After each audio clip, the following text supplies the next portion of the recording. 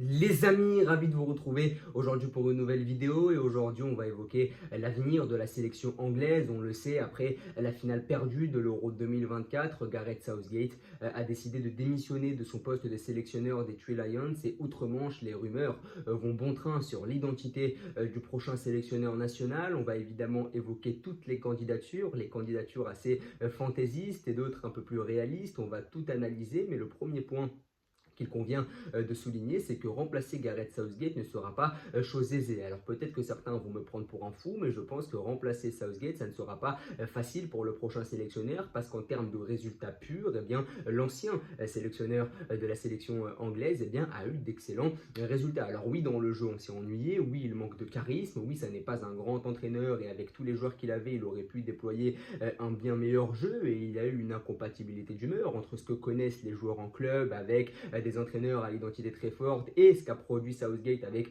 la sélection anglaise depuis le début de son mandat. Mais je pense qu'en termes de résultats, ça va être compliqué parce que je rappelle que la sélection anglaise, historiquement, avant l'arrivée de Southgate, c'est une équipe qui ne va jamais loin dans les grandes compétitions internationales. Je rappelle qu'en 2016, donc la dernière compétition avant que Southgate n'arrive, eh bien l'Angleterre s'était fait éliminer en huitième de finale de l'Euro 2016 par l'Islande. Ça, c'était une humiliation énorme. En 2014, tu te fais éliminer à la Coupe du Monde 2014 au Brésil, tu te fais éliminer en phase de poule. Alors oui, dans une poule de la mort évidemment, mais tu te fais tout de même éliminer en phase de poule. Donc on est face à une sélection anglaise qui, avant l'arrivée de Gareth Southgate, avait énormément de mal en termes de résultats, et Southgate avec une génération moins forte que dans la génération 2000 par exemple, parce que je rappelle qu'à une époque, la sélection anglaise affichait tout de même dans son 11 Scholes, Gerrard, Lampard, Rooney ou encore Ferdinand, et bien avec une génération moins forte, même si évidemment elle est très talentueuse, mais avec une génération moins forte que ce qu'a pu produire l'Angleterre dans les années 2000 notamment, eh bien Southgate a réussi à aller loin dans toutes les compétitions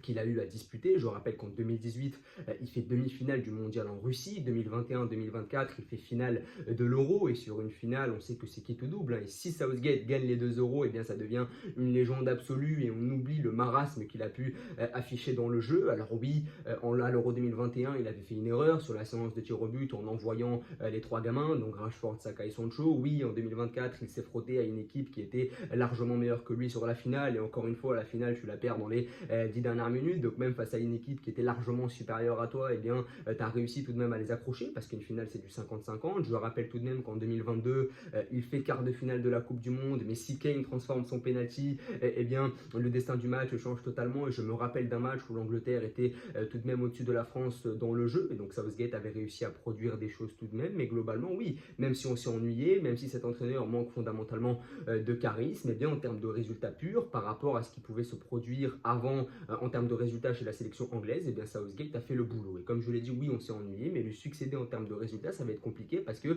la seule chose que devra faire le prochain sélectionneur de mieux, ça va être de gagner. Parce que faire une finale pour le prochain sélectionneur, ça ne sera pas suffisant. Alors ce qui pourrait peut-être lui permettre de faire oublier Southgate au prochain sélectionneur, c'est de produire du jeu. Ça par contre, c'est très intéressant parce que Southgate, malheureusement, n'a pas produit énormément de jeu, mais on sait que chez la sélection anglaise, eh bien l'identité de la sélection n'est pas très forte. Là où dans le football espagnol, ou encore dans le football allemand, eh bien, la sélection nationale est la chose la plus importante, et l'ego, la rivalité qu'il peut y avoir dans certains clubs s'efface au profit de la sélection. On se rappelle que les Allemands, dans les années 70, arrivaient à faire cohabiter les joueurs de Gladbach ou les joueurs du Bayern Munich. Pourtant, il y avait une forte rivalité entre les deux clubs dans les années 70. Ils arrivaient à faire oublier tout ça au profit d'un intérêt supérieur, c'est-à-dire la sélection.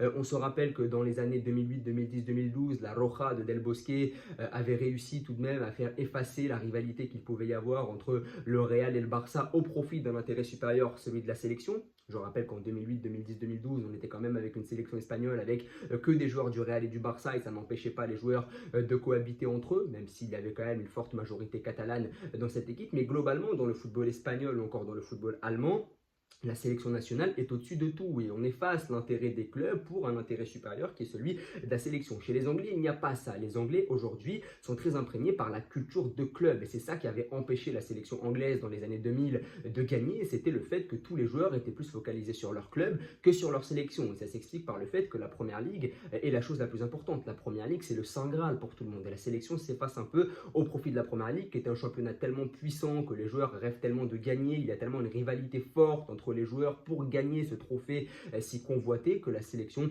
va quelque peu s'effacer. La culture de la sélection en Angleterre est évidemment moins forte qu'en Espagne, en Allemagne ou encore en France, évidemment. Je pense que l'enjeu pour le prochain sélectionneur anglais, ça va être de ressouder tout ça parce qu'on a vu qu'il y avait des joueurs anglais qui étaient encore fortement imprégnés par leur club. Alors je pense que humainement, les joueurs d'aujourd'hui s'apprécient beaucoup plus que les joueurs des années 2000, mais on le voit parfaitement aussi, on a des joueurs qui sont imprégnés par leur culture de club. Bukayo Saka, avant d'être un joueur de la sélection anglaise, c'est un joueur d'Arsenal. On voit qu'il a le logiciel Arteta dans la tête.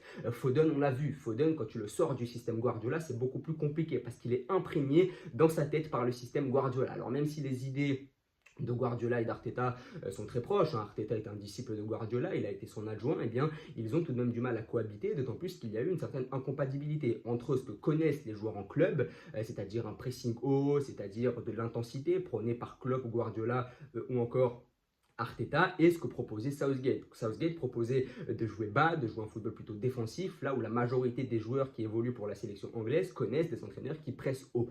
Et quand on va évidemment parler des candidatures, eh bien, ce que j'appelais les candidatures fantaisistes, ce sont les candidatures de Klopp ou encore de Guardiola. J'imagine vraiment pas Guardiola qui est catalan, qui est espagnol, qui est à Manchester City depuis maintenant 7-8 ans, je ne le vois pas tout quitter pour aller prendre la sélection anglaise, parce qu'aujourd'hui l'enjeu pour Guardiola c'est de continuer à entraîner un club. Je pense que Guardiola préfère le quotidien d'un club que celui d'une sélection. Pour un entraîneur aussi passionné, n'avoir à jouer des matchs que tous les 3 mois, ça va être évidemment compliqué à accepter. Il l'avait dit qu'il se voyait être sélectionneur à la fin de sa carrière, mais je ne pense pas qu'il veuille prendre la sélection anglaise, parce que lui, je pense que son but ultime, c'est de prendre la sélection espagnole, c'est de prendre la sélection de son pays. Et je pense que prendre la sélection anglaise, ça n'est pas vraiment excitant pour lui, dans la mesure où il est très bien installé à City, et s'il vient à quitter City, je pense qu'il prendra la sélection espagnole qui est beaucoup plus adaptée aux valeurs que lui prône dans le jeu.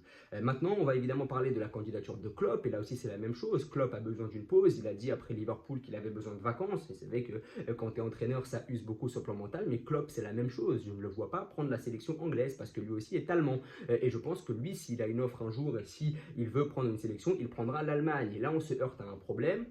C'est que même s'il y a une forte mondialisation du foot, même si on ne peut pas nier le standing très haut de la sélection anglaise du fait que la première ligue est très influente, eh bien, il y a des entraîneurs qui ne viendront pas prendre la sélection anglaise tout simplement parce qu'ils aiment beaucoup trop leur pays. Et aujourd'hui, j'imagine mal la sélection anglaise prendre un entraîneur étranger. Alors, comme on l'a dit, la première ligue est tellement puissante, elle est tellement mondialisée que forcément, ça va peut-être se décaler sur la sélection anglaise, ça va peut-être influer sur la sélection anglaise, mais moi, je continue à penser, je suis peut-être un peu trop conservateur, que même dans un football mondialisé, le fait d'avoir des entraîneurs, des sélectionneurs qui sont de la même nationalité du pays, ça reste une valeur très importante. Comment veux-tu savourer à 100% une victoire dans un Euro ou dans une Coupe du Monde si ton sélectionneur n'est pas du pays, de ta sélection? Alors oui, évidemment, on va en profiter tout de même, évidemment, bien sûr, mais je pense tout de même que ce qui représente au mieux les valeurs de ton pays, c'est quand même d'avoir un sélectionneur de ta nation, parce que ça permet de prôner et de représenter les valeurs de formation d'entraîneur de ton pays. Et aujourd'hui, on se heurte à un autre problème qui est que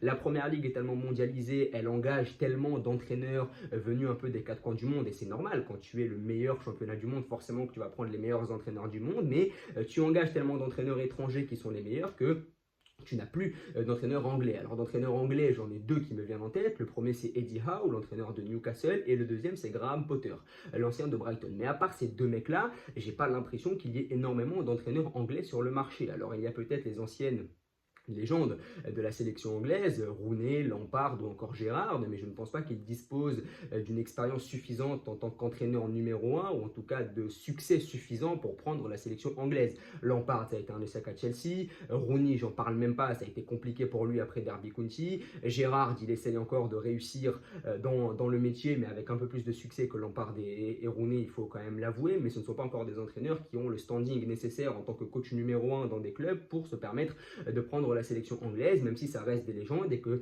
évidemment le peuple anglais pourrait plus facilement s'identifier à des anciennes légendes du football anglais qu'à des entraîneurs étrangers. Je suis tout à fait d'accord. Donc je pense que des entraîneurs étrangers qui sont imprégnés par leur club, comme Klopp ou Guardiola, ça va être compliqué parce qu'ils ne sont pas anglais, parce qu'ils sont très imprégnés par le football de club. Je pense que des entraîneurs anglais, il y a quelques candidatures, mais ça n'est pas du standing suffisant pour prendre la sélection anglaise. Après, vous me direz, Southgate a entraîné l'Angleterre, donc pourquoi pas.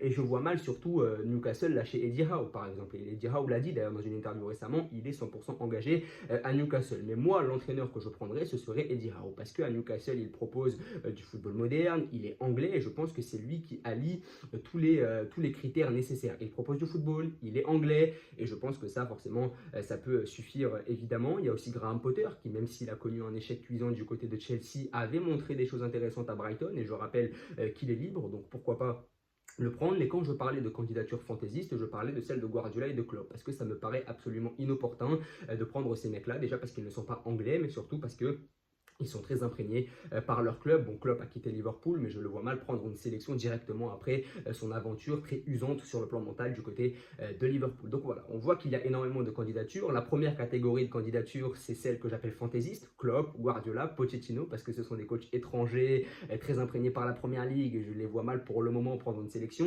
Les deuxièmes candidatures qui me paraissent les plus crédibles, c'est celles des entraîneurs anglais, qui même si ils sont très peu, restent quand même des candidatures assez crédibles. Eddie Howe ou encore Graham Potter. Et ce sont les candidatures que je préconiserais d'étudier si j'étais au sein de la fédération anglaise. Et puis les troisièmes candidatures, c'est celles des anciennes légendes anglaises qui n'ont pas connu le succès escompté en club pour le moment, mais qui peuvent miser sur leur background, entre guillemets, en termes de joueurs et sur l'immunité, l'amour dont ils jouissent auprès de l'opinion publique anglaise. En tout cas, n'hésitez pas à me dire quel entraîneur vous voulez voir pour les Lions, à vous abonner, à liker et à partager. Merci beaucoup.